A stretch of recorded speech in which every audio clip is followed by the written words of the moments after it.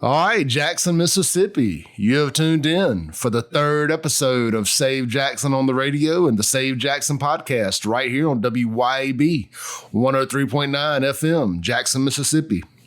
My name is Clay Edwards. My beautiful wife, Crystal Edwards, is sitting right beside me. Today's show is brought to you by USA Pawn with 6 metro area locations: McDowell Road, Pearl, Woodrow Wilson, Ellis Avenue, Canton, and Vicksburg. You can also check them out online at usapawn.com if you're in the market for gold, silver, diamonds, any kind of jewelry, TVs, computers, used musical instrument, used tools, or if you need to borrow some money, check out USA Pawn. Great locally owned, locally operated folks. Also, the gym at Byram.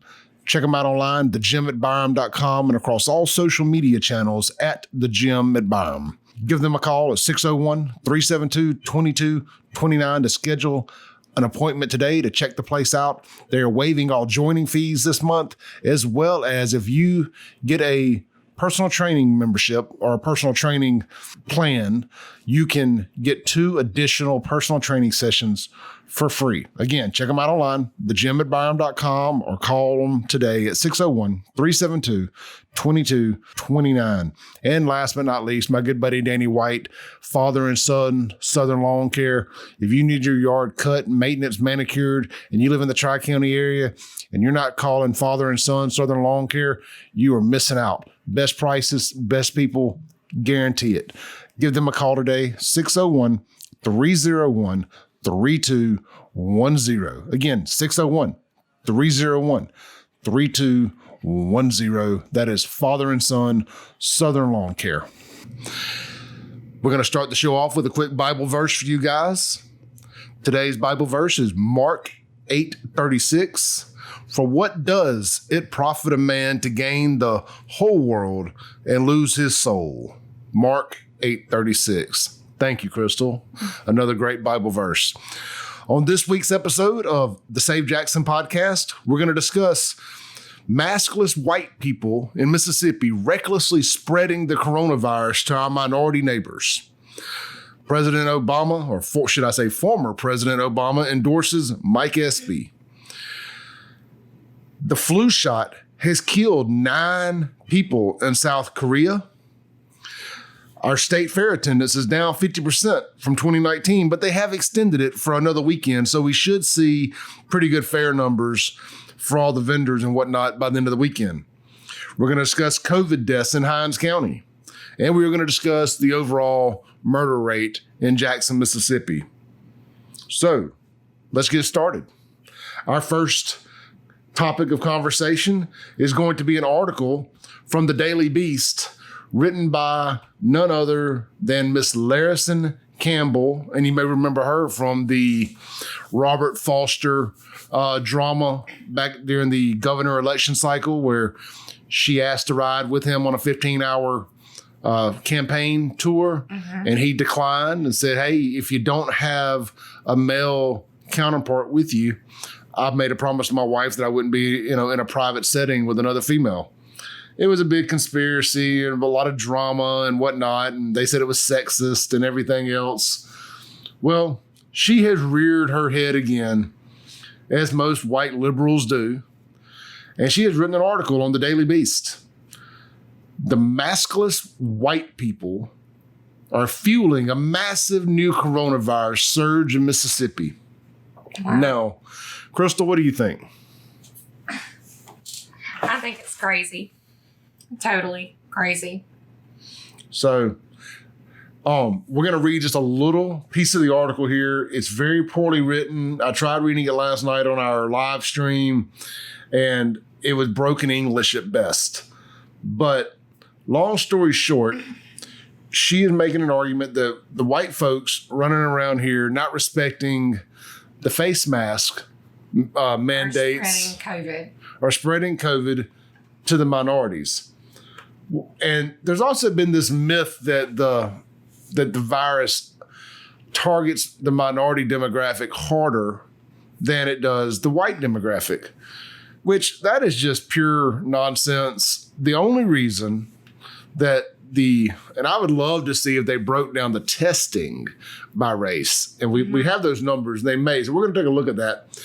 But I firmly believe, as a white conservative here, that most white conservatives probably had no interest in going to get tested. We didn't want to miss work. We did not want to take 2 weeks off. And I want to make sure I make myself clear here. I do not believe that black folks were just wanting to miss work. So that's not what I'm saying. But let's just say Democrats probably have no problem missing work, But so anyway, with that said, most conservatives don't have any interest in becoming a statistic, having to take 2 weeks off work, and all that stuff. A lot of people don't get paid to miss work. Mm-hmm. So I think now the numbers are only 23 apart in total deaths. And I've got the full numbers right here. Total cases in Mississippi, 112,123 as of October 21st. Total African Americans, 34,068 positive tests. Total white Americans, 33,273 total cases. So about a 700, 800 difference, which in the big picture of something of this nature is a very small number. So total deaths in Mississippi, 3,223. African American blacks, 1,312. White Caucasians, 1,289. Only 23 more African Americans have passed away than white folks. And I'm not going to get into all the subset minority groups with this, because this is more about the article about whites spreading it. So with that said, I hate that we have to make stuff about race in this state. And as I stated last night, being black has nothing to do with getting coronavirus. Being white has nothing to do with getting coronavirus, COVID, Wu flu, whatever you want to call it.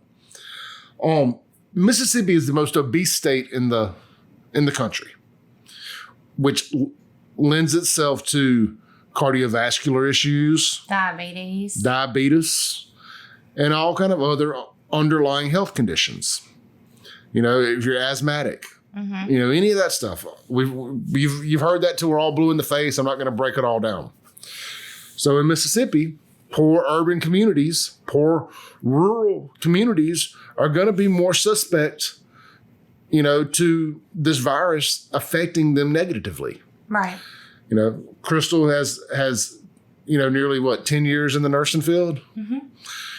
So I lean on her for this type of information. We're not recommending or suggesting anything, but it is interesting with this. Here in Hinds County, as of today, 176 total deaths. 78 of those are in long-term care facilities. 98 of those are just average Joes walking up and down the road that were not in a long-term care facility, i.e. nursing home, hospice, retirement home. Right. Jackson, Mississippi alone has had 107 homicides. So that is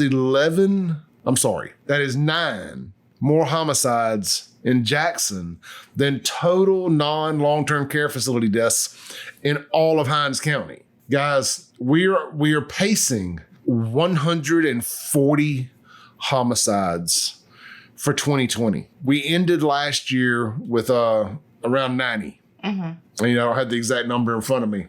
That is roughly going to be a 40% increase or so in homicides this year. Our amazing mayor, Chokwe Antar Lumumba, continues to blame these things on domestic issues related to frustrations from COVID.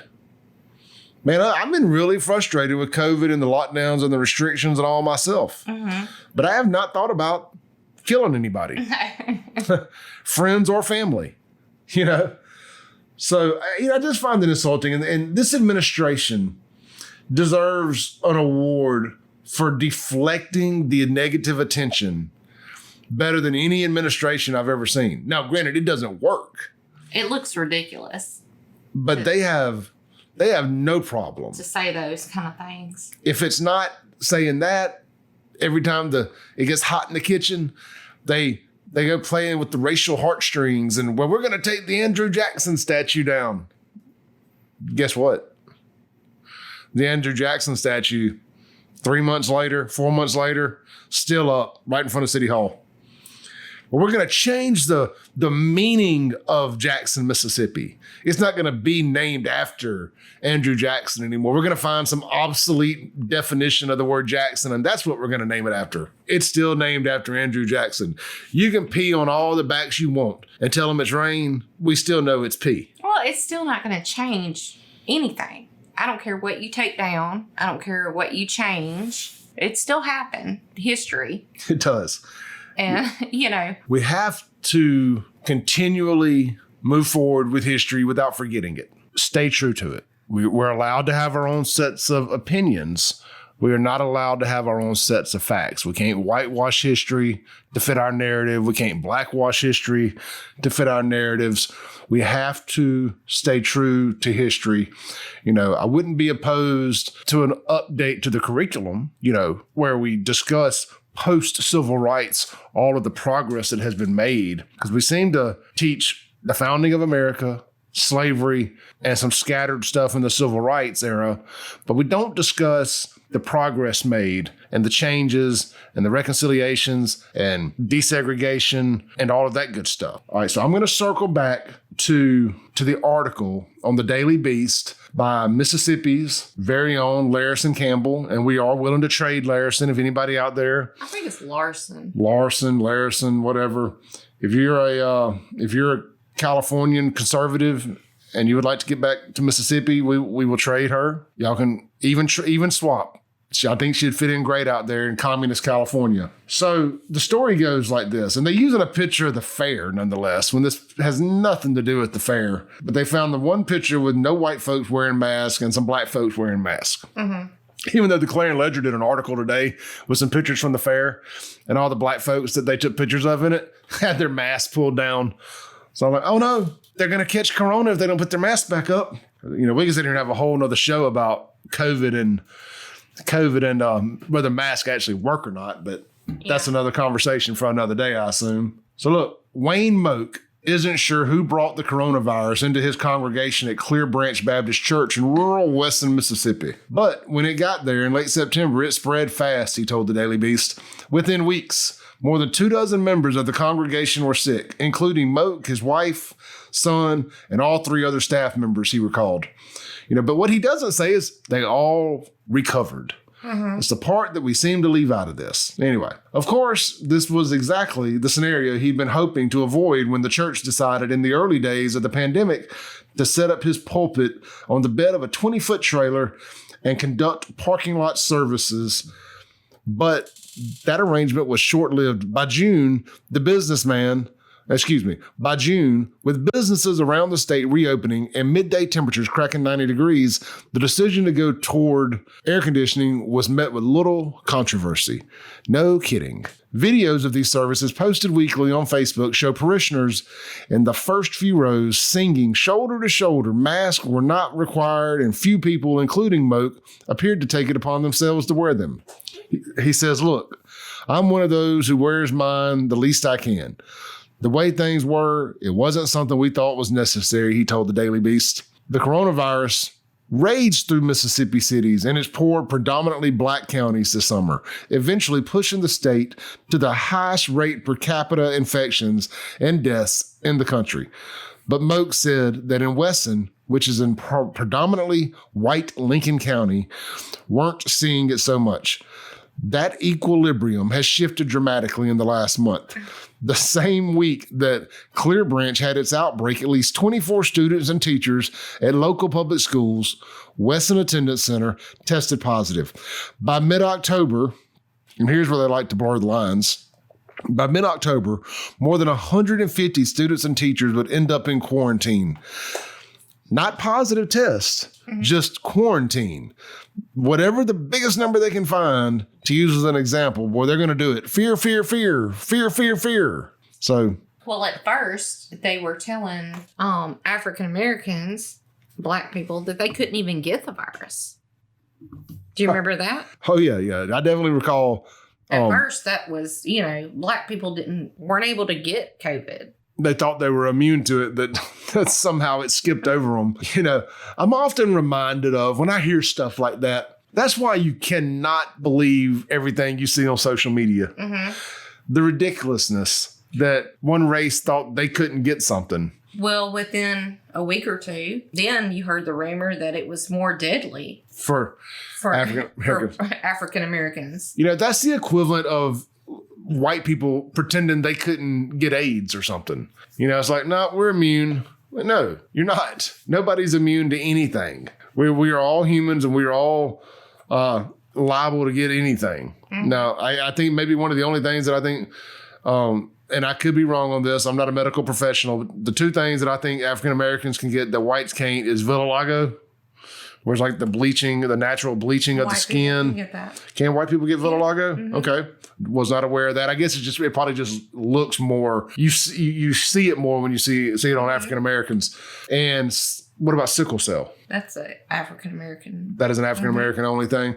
So as far as I know, those are the only two things. Well, and Crystal proves me wrong on you're talking about sickle cell anemia. Sickle cell anemia. Yeah. So that is exclusive to African Americans. Mm-hmm. Do you know why that is? What causes? Do you know enough about it? I know it has to do with genetics and there's a lot. It's not something you can just. And we're saying all this again. If you know me and Crystal, this ain't about race in particular. It's just about the ridiculousness of people blaming one race on another race catching an outbreak. Mm-hmm. Initially, that other race said that they were immune to it, and then they were more susceptible to it. I would just assume that what do white people have to do with anybody? What does anybody have to do with somebody else getting it? Whether you're white or black. If I work around 90% African Americans. If I get it, I'm not going to say I got it from a reckless black person without a mask. And if I said that out loud, y'all would run me off the internet. Mm-hmm. How dare you say that? And that's how I feel when people say the other thing. We all seem to we're all very tribal, whether we admit it or not. Mm-hmm. And we don't want to hear somebody talk bad about our tribe. It's just like, hold on now. Everybody's just on edge. Well, I do not like pot stirs with clickbait headlines, and I don't like giving people this attention. I have driven more clicks to this website than it ever deserved by sharing it on Save Jackson and discussing it twice now on our live stream and then this show. Right. We're all entitled to our own opinions. We are not entitled to our own facts. And there's no scientific evidence or factual evidence that white people are the cause of African Americans getting COVID. If you can make any. According to Trump, it's China. Well, that's what I was just fixing to say. And it is not according to Trump. It is from China. The Chinese virus. It is the Chinese virus. I often reminded of a time when we were young, and actually my friend Marvell that I was hanging out with yesterday. We used to say, man, why are black and white people constantly arguing with each other? We need to be on the same team fighting common enemies, non-Americans that hate us. Mm-hmm. We don't need to be separate. And I'm not saying go hate anybody from China, but I'm saying let's not point the finger at each other. The damn virus came from China. I have some Asian friends, love them to death. I don't blame them.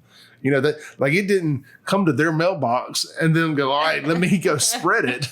So it's like somebody caught it in China and brought it back here. It is what it is. Here we are. When you have a global economy, and we've made the world very small with that global economy and planes, trains, automobiles, and the freeway system, and be able to move freely like we do from one side of the world to the other inside of 24 hours and drive across America and everything. Stuff like this was bound to happen, frankly. I'm not mad at any race. No. Chinese or whatever, but I do blame their government. Oh, absolutely. Absolutely. I would never be upset with an Oriental person just because. Sure. it came from Look, there. frankly, I'm surprised this hasn't happened on this scale sooner. Now, more people were hospitalized and whatnot with the what was that, SARS and the chicken H1N1. H1N1, the swine flu. Yeah. So it didn't have the same death rate as COVID. But again, has anybody gotten the flu? Now, what is flu season technically? When does flu season end? I would say early spring. All right, so it starts about now. Here we are, late October, and it goes through early March. So that, now being realistic and not being snarky, COVID kind of missed flu season. They didn't really overlap as far as when the first known case hit America. But there are some studies and some assumptions that it was here for months before we caught it. Right. But the first cases were in Seattle and seemed to work their way westward. And then I think they jumped all the way to the East Coast and some of the bigger cities and whatnot. But so let's finish up a little bit more of this article here. But Moak goes on to say, it's just in our community right now. I wish I could see where it's coming from, but I don't have that magic wand. But health experts think they do know. White people who refuse to wear masks. After 2 months of steady declines, a second coronavirus wave is rising in Mississippi. On Friday, the state recorded 1,322 new infections, its highest single-day number since August. But the face of the pandemic in the state has shifted dramatically in that time. Mississippi, once a case study for how the coronavirus disproportionately sickens black people in this country, is seeing its second wave driven by white Mississippians in rural parts of the state. The reason, according to Dr. Thomas Dobbs, the top health official in Mississippi, it's simple. Rural white communities aren't taking the necessary precautions to avoid spreading the virus. Dobbs says, I think big parts of the white community, especially in areas that maybe weren't as hard affected this summer, have not been as compliant. So let me stop there. Excuse me for the dramatic reading. I wanted to make sure I got the point across here and how I vision them typing this as they typed it. He says, woo, compliant. You better obey, comply. We have really pretty good uptake by a lot of folks in the black community with the masking and social distancing, Dobbs said on a call with reporters last week. Quote, and I just want to say that I think big parts of the white community, especially in areas that maybe weren't as hard affected this summer, have not been as compliant or engaged actively in social distancing and masking. And I think that does make a difference. So I guess it's some redneck white person in rural Mississippi's fault that some African-American Jacksonian has spread the COVID all throughout Jackson. Ridiculous. On October 9th, deaths among white Mississippians surpassed of black Mississippians for the first time since the Mississippi State Department of Health publicly made racial data available in June. And the trend is likely to get worse. Between September 16th and October 14th, new coronavirus infections among white Mississippians rose 26.8%, more than double the 12.6% rate of increase among black Mississippians. With the coronavirus was almost equal. In early July, the number of black Mississippians with the virus had been double that of whites. Despite raising numbers, on September 30th, Tate Reeves became the first U.S. governor to let his statewide mask mandate expire. Reeves' office declined a request for comment from the Daily Beast, but on Monday, the governor announced he would be signing an executive order to partially reinstate the mask mandate in 9 counties where he said spread was most rapid. In closing on this subject, we've reached the full-blown finger pointing and we've run out of things to be mad about. So it's one race's fault or the others. It's one demographic's fault or the others. When at the end of the day, we've got to kind of come together and get through this together. And I've about had all the COVID I can take, but this article was just ridiculous enough that I just wanted to donate a little time or dedicate a little time to discussing the audacity, suggesting that it's white folks' fault. Moving on from racial and COVID conversation, let's talk about Mississippi now having the highest murder rate of any state in the country. One Mississippian has been murdered every 15 hours in 2020. That is higher than our neighbors in Louisiana at 13.3, Alabama at 12.2, Missouri at 11.4, and New Mexico at 10.8. Now, those other states' data numbers are reported from 2018. Unfortunately, there were no 2019 numbers available. This information is courtesy of CJ LeMasters over at WLBT. CJ does great work with crime statistics and stats, and I know that stats and statistics are the same thing, but CJ does really good work breaking this content down. Let me read a little bit of the story here on WLBT.com. Mississippi's homicide rate outpaces every other state in the U.S. according to an analysis of data from the State Crime Lab and most recent yearly compilations of data on killings from the nation's Center of Health Statistics. The Magnolia State has a rate of 15 per 100,000 people, higher than its neighbors in Louisiana and Alabama. While those rates for the other states are from 2018 and represent a full year, they are most recent numbers available for comparison. So yeah, keep in mind that the Mississippi number does not even take into account all of October, November, or December. Right. So we're on pace for 140 homicides, and it could get higher. I predicted 145, so we shall see. So since 2020 began, 447 people have been killed in Mississippi, an average of one person every 15 hours. Nearly 1/4 of the state's homicides took place in Jackson alone. Jackson resident Shanikia Green knows that all too well. Her son, Tremaine, and her brother, Walter Hart Jr., were both gunned down just a few weeks apart. Quote, "A child is different than burying your mother, your father, your cousin, like that. When you bury a child, you lose a piece of your soul. You can't get that back," Green said. "I know it's been 3 months and people figure I'm supposed to be over it, but in reality, I'm never going to be over it." And I do not mean this disrespectfully, by no means at all, but I hate that she is hanging out with people or interacts with people who thinks that she should just be over losing a child and a close relative in such a short proximity of one another. I would be an absolute basket case. And Crystal, you said you would have to be locked up in Whitfield. I would, for sure. You know, we've lost close friends and family over the years, but never a child. So, man, our prayers to Miss Green and her family. So Green said, from her perspective, these senseless killings are from people who don't know how to resolve their differences any other way, particularly young people. And of course, that's something we've been preaching on this platform since day one, is conflict resolution. And that is a major problem in the city.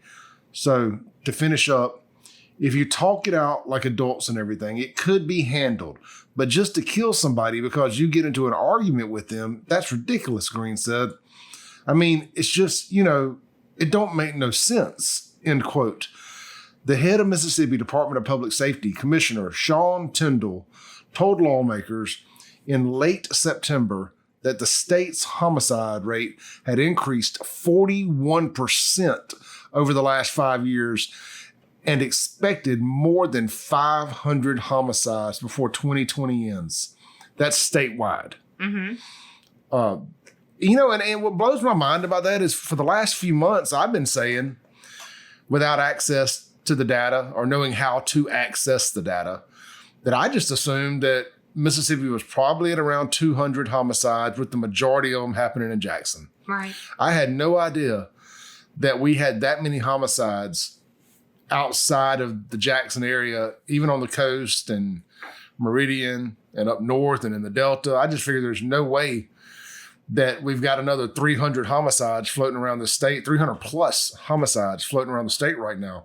And that never cracks the news here. You know, I mean, I know you get a murder here and a murder there in Rankin and Madison County and Capita County and whatnot, but man, that is crazy. You know, and speaking of that, this is going to be old news by the time this airs, but breaking here in the last few minutes, there's been a mass shooting at the McDonald's in Canton, Mississippi, right there on Peace Street. Mm-hmm. 1 dead, 3 severely injured. I'm not going to go too much into the details of it here because, like I said, by the time you're hearing this this information is a couple days old. But you can check that story out at WLBT.com. I'm just seeing it there. Man, prayers to our friends and family up in Canton. Canton is like a sister city to Jackson. Mm-hmm. So hashtag pray for Canton. For sure. But back to this story to put a bow on it. Says the homicide rate has increased, and we're looking at large numbers of homicides this year. And so with that, there are additional autopsies that have to be done, and we've got to find ways that we're doing those in a timely manner. Tyndall told 3 on Your Side on October 6th. In the meantime, Green waits for justice for her son and hopes the violence will end. They just shoot for no reason, basically. I have to stay here and put up with violence to try to keep my other kids safe, Green said, and to make sure nothing happens to them. So in closing, concerning the Mississippi having the highest murder rate in the country right now, as we sit here recording this at 11:09 p.m. on October 21st, 2020, Jackson, Mississippi has 107 homicides, and Canton, Mississippi just added another one plus 3 more shooting victims due to an AR-15 being used at the McDonald's drive-thru in Canton, according to Chief Otha Brown. So it's getting crazy out here. I don't want to hear nothing about gun laws, gun controls. I shouldn't have even read the AR-15 thing because that gives the liberal media, it's like a free pass to say anything they want about it. So if it had been an AR-15, it would have been a 9. If it had been a 9, it would have been a 22. If it had been a 22, it would have been a buck knife. When people decide that they want to make people die, they're going to find a way to do it. They'd just use the car. But condolences to the friends and family members of everybody in Canton. That is terribly sad. But we're going to leave Canton to Canton. And we know in Jackson, Mississippi, we have unsurmountable odds to overcome to get the city back to anything that resembles its once glory days of the 80s and early 90s before the crack epidemic swiped through. And even worse than that, the Democrat epidemic of the early 90s when Harvey Johnson came into office. And my friends, the rest is history.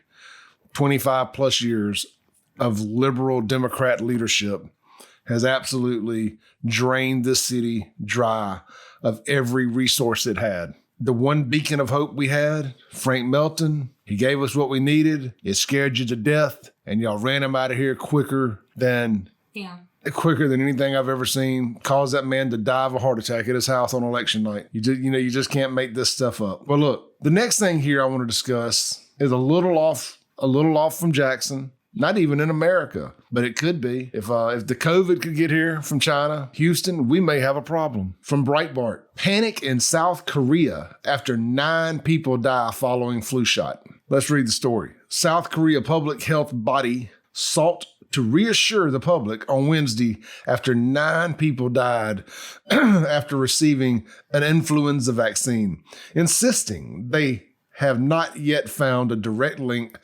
between their deaths and the vaccinations. The head of Korea Disease Control and Prevention Agency said at a press briefing that his agency is currently carrying out through investigations into the deaths of 9 people. We have not found a direct connection between the deaths and vaccines or a relation between the adverse effects of flu shots and deaths, he explained. We have reviewed whether it is appropriate to continue the vaccination or better to suspend and wait for the results. Guys, ladies, buckle up. 2020 ain't over. The flu shot could could be a killer. So just be mindful. That story is at Breitbart.com if you want to read the whole story. It may be worth your while landing this plane back on our side of the ocean. So one of the other things that I really wanted to talk about was the fact that former President Barack Hussein Obama has come out and supported Mike Espy in his attempt to defeat Cindy Hyde-Smith. Quick little blurb here from WLBT, Justin Dixon, Jackson, Mississippi. WLBT, Mississippi U.S. candidate Mike Espy announced his endorsement from President Barack Obama on Wednesday. Mike Espy has a great chance to win the election for the Senate and keep Mississippi moving forward. We're finally able to change the flag. Now you can change your senator too, said Obama in a radio advertisement. Mike Espy for Senate and Joe Biden for president, it's your time to be heard. Espy said he is honored to receive the endorsement from the president. I'm honored to have the endorsement of the 44th president of the United States of America, said Barack Obama, governed with dignity and effectiveness. He is remembered and will continue to be remembered as a very good president, said Mike Espy. So Democrat Mike Espy is running against incumbent Republican Senator Cindy Hyde-Smith. Mississippians would head to the polls on Tuesday, November 3rd. Look, here's my question. I'm not here to bash either guy. Barack, I'm not here to bash Espy. I'm not here to flow poetically or wax poetically about Cindy Hyde-Smith or any of that. I'm just not a die-in-the-wool fan of any of them or hater of any of them. But I've made my mind up who I'm voting for. Political celebrity endorsements be damned. And I guess my question to you, Mississippi, is this. Does this matter? Were you an on the fence voter in this particular race, and you thought to yourself, I'm going to ask it from a Republican perspective first. If you're a Republican voter, then you might not like Cindy Hyde-Smith, but you were going to vote with her because it's kind of down party lines, and you don't want to vote for Espy. And Barack endorses Espy. Does that fire you up more to vote for Espy? Does that get you off the fence and 100% into the Espy camp? I would say so, depending on your politics. And then on the flip side of the coin, are you a Democrat? Kind of on the fence, didn't really, you don't like Espy, you don't like Cindy, you just weren't excited about this race at all. Does Barack Hussein Obama endorsing Espy get you fired up and excited about getting out and voting on this one? Or does it push you further away? He's like, I don't know. Barack's tied in with all of Biden's nonsense. He's out here having to support Biden with a straight face with all that's going on with his son, allegedly getting caught smoking crack and having sex with underage girls, and the FBI investigation and all the stuff that's going on. Is it a nice opportunity to just divorce yourself from that? These are real questions I like to ask real people. It's not your typical polling questions, just real life. Or are we just so far along in the game that it's just anything anti-Trump is what you're voting for, and anything anti-Biden, Obama, Kamala Harris, no in between. We're just voting 100% on party lines and emotion. I don't know. I've talked to some people today on our Instagram. Is a really popular place with our younger African-American demo within the Save Jackson platform. And a lot of them, surprisingly, were like, forget Obama. I don't like him, but I ain't voting for Cindy Hyde either. So it feels like Obama has lost a lot of his goodwill within that community over the last few years. Maybe it's his absence from the scene. I was telling my buddy yesterday, and I'm going to get a little off track here because I feel like this story is worthy of repeating. I told him, I said, man, I feel like one of the biggest disconnects between Trump and the African-American community is the lack of a liaison, a well-respected liaison. Martin Luther King, a Malcolm X, a Medgar Evers, just an absolute unifier that people can say, whatever he comes back out of that office with, I'm happy with. I'll stand by it, even if it ain't 100% everything I wanted. Like a good union head, does that make sense? And because I'm telling you, I think Trump so badly wants to earn the black vote. Trump wants black America to like him. He wants to be liked. He's a narcissist, and I believe that he wants to be loved. And it hurts him from the inside out that the black demographic does not love him. And I'm telling y'all are leaving a lot of money on the table playing that game with Trump with no return. It's a zero-sum game you're playing. I mean, he's playing 40 checkers and y'all are playing tic-tac-toes. I mean, get you somebody in there who can talk to that man and work him and get you everything you want. He would give you anything you want if y'all would just play ball with the man and quit acting like somebody black takes a meeting with him and they're somehow ostracized from the Democrat Party. It's bad poker. One day you're going to look back and be like, man, we had the dude in the White House that would have done anything for us, but we were too busy calling him a racist and a white supremacist and all these other nonsensical things that aren't true because that's what the media wanted us to do. And my buddy actually agreed. And I just said, wouldn't it have been great if it could have been Obama?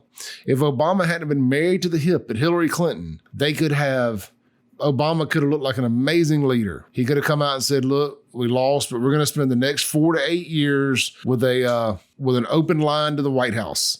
And we're going to try to let this White House pick up where we left off, with the continuation of things for the African-American community. And Trump would have done anything that was asked of him. And the funny thing is, and I believe that if Obama had played that card right, that it possibly could have made Trump a one-term president, because then Obama could have constantly been in the limelight. You possibly could have got Michelle or somebody better than these two clowns you got right now. Look, I'm going to tell you what, you never hear me talk about a Democrat I would vote for too often, but Tulsi Gabbard, she had my attention. She had my attention on a lot of things. I wouldn't vote against Trump for Tulsi Gabbard this election, but if we're talking about a fair game, no incumbent in 4 years, it's on, brother. If Tulsi Gabbard especially if she ends up coming to the right side of the aisle, absolutely will have my vote. If you don't know who she is, check out Tulsi Gabbard. I believe you will be highly, highly impressed with her. She's got an interview up on Joe Rogan. That's probably the best one where you get to just find out who the real person is. And I can't recommend that enough. So wrapping up the conversation about Mike Espy getting endorsed by Barack Obama, I don't know. I don't think it helps. I think it's way too late in the game. It's really just going to come down to, does Cindy Hyde-Smith have enough people who like her just enough to win? And we'll see if she carries the white conservative vote. If not, Mike Espy will win that seat. And they were really close last time in the special election. Very interesting to see how it all shakes out on November 3rd. Are you excited? Hit me up on Twitter, Save JXN, or Facebook, Save JXN. Let me know. I'm curious. Are you excited one way or the other about this particular race? If you've been following this page or this show for any amount of time, you know one of my major pet peeves and one of the things that we have railed about till the cows come home are the potholes and the terrible condition of the roads and the fact that 1 cent sales tax hasn't done a damn thing for any of us. Well, ding, ding, ding. It looks like it is about to start because, hey, it's about to be an election year. They got to look like they're doing something. Medgar Rivers Boulevard to be first street repaired with 1% bonds. Jackson, Mississippi.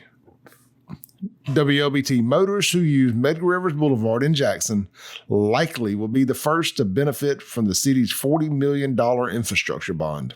In April, the city council approved issuing the bonds to be paid back with the city's 1% infrastructure sales tax. Funds are being used to repair portions of Medgar Rivers Boulevard and West Capitol Street and to completely rebuild portion of Riverside Drive in Belhaven. The funds were received in September. Since then, the council has approved one contract, a roughly $4 million deal with Simmons Erosion to make concrete repairs along Medgar Rivers between 5 Points and Sunset Drive. We hired them earlier this summer, said Acting Public Works Director Charlie Williams. It was approved by the council, but we have not executed the contract. They will probably start working in the 1st of November. The work includes doing concrete punch-outs along the roadway or cutting out sections of failed concrete and replacing them, Williams said. In all, between 2 and 3 miles of roadway will be impacted. Also, in November, Public Works is expected to open bids on the Capitol Street project. We will begin advertising. We began advertising 2 weeks ago, he said. The project includes milling and overlaying Capitol Street between Bowling and Prentice Streets, repairing sidewalks, and making some repairs to underground utilities. Additionally, the city is looking at doing what Williams calls a road diet, which would reduce the 4-lane thoroughfares to 2-lane street.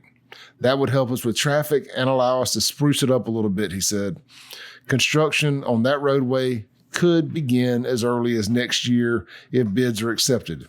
Meanwhile, city officials are saying that it could be early 2021 Riverside Drive reconstruction project is bid. We met with Wagoneer October 21st, and hopefully we can complete the plans for it in the next 2 weeks, Williams said. In the early part of 2021, we could have it ready to advertise. Look, I'm not going to get bogged down here in all the details.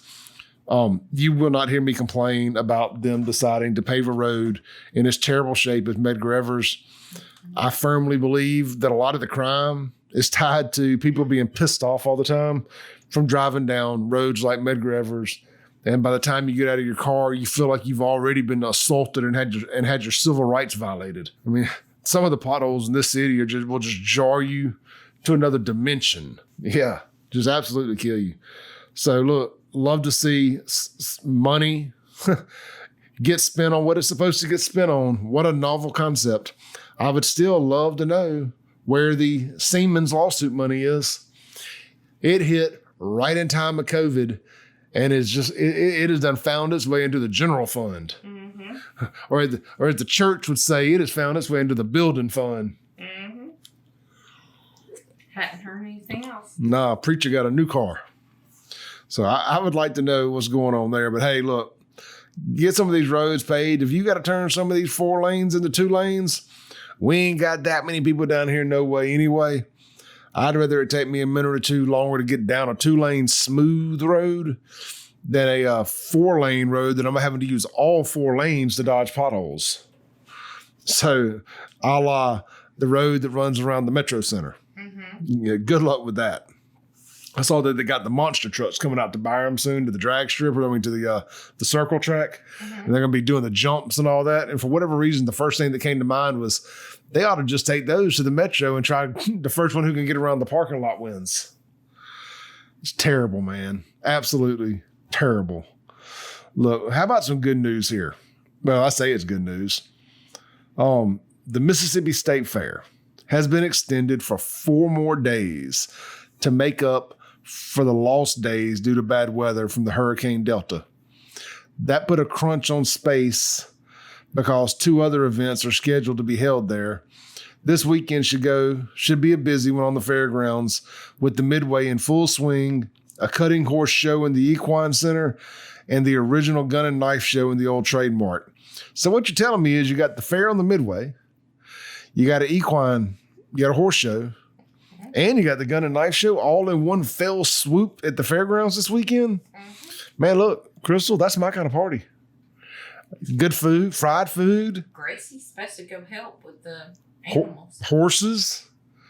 And so we got a daughter that's in 4-H out in Brandon. Mm-hmm. And I guess they are going to help with the horses down there. And then you got the gun and knife show.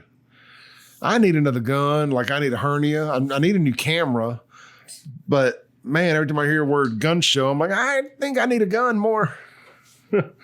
But so look, man, that's interesting. I'm just glad that you've got some leadership down there right now.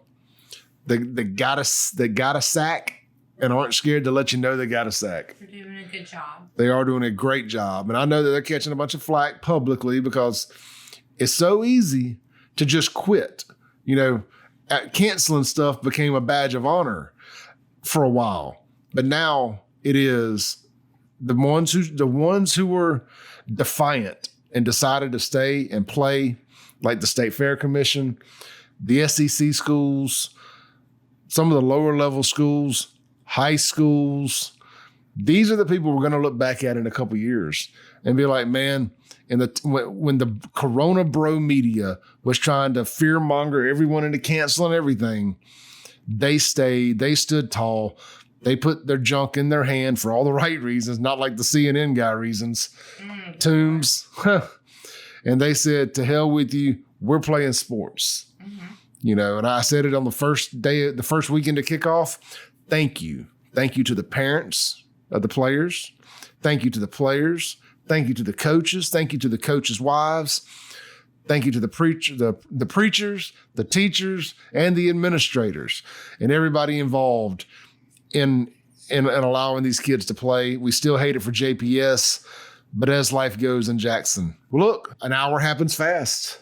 On Save Jackson time, we're going to wind down. You'll be able to find this show on all major podcast outlets: Apple, Spotify, Podbean, Amazon Music, you name it, it's there. And of course, you can stream it live on WYAB.com or 103.9 FM on the radio dial every Saturday from 11 a.m. to noon. Check us out online at SaveJXN.com. And we are on every social media and video streaming app at SaveJXN. If you think you might want to advertise on the show with us, hit up our friends at USA Pawn, the gym at Byram, and Father and a Son Southern Lawncare. Get a referral from them. They'll tell you they've seen their investment come back to them in great folds. We're really looking forward to being around for a long time. Yeah. Crystal said, y'all can send us questions. You can send them to us on Facebook. You can email them to savejackson@gmail.com, or you can tweet us during the show. Well, you can't tweet during the show, or you can tweet us. Yeah. Look, man, if the show is on, we're listening. So you can contact us anyway, and I will immediately reply to you. It just won't be on the show. So again, all social media at SaveJXN. I get every notification to my phone. If I don't get them, Crystal does. And we are the only husband and wife conservative talk show hosts in the state of Mississippi. So in closing, be sure to check out our sponsors. Once again, USA Pawn, 6 metro area locations: McDowell Road, Woodrow Wilson, Ellis Avenue, Pearl, Canton, and Vicksburg. You can shop online anytime at usapawn.com. Also, the gym at Byram, located right here in Byram. 24/7 access. You can reach them at 601-372-2229 and at thegymatbyram.com and at thegymatbyram across all social media outlets. Last and certainly not least, Father and Son Southern Lawn Care Professionals, Danny White and the team. Give them a call for all your lawn care and maintenance needs at 601-301-3210. That is Father and Son Southern Lawn Care Professionals, based out of right here in South Jackson. 601-301-3210. Again, my name is Clay Edwards. For Crystal Edwards, you can reach us across the entire worldwide intrawebs at SaveJXN. Peace out until next week. Save Jackson.